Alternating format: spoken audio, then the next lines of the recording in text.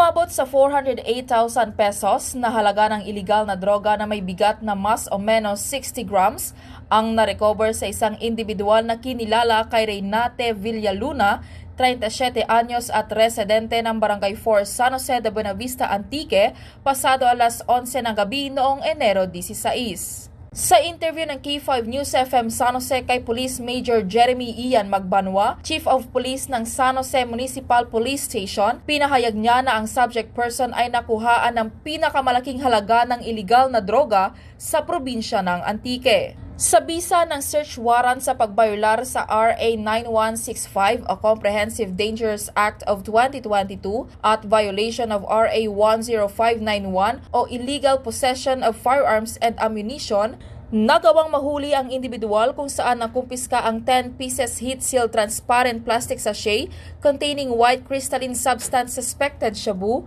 5 pieces heat-sealed transparent sachet containing white crystalline substance suspected shabu, homemade loose firearm at 5 M16 ammunition. Napag-alaman na isang high-value individual ang subject person kung saan 3 buwan ang ginugol sa pag-monitor sa kanya bago mahuli.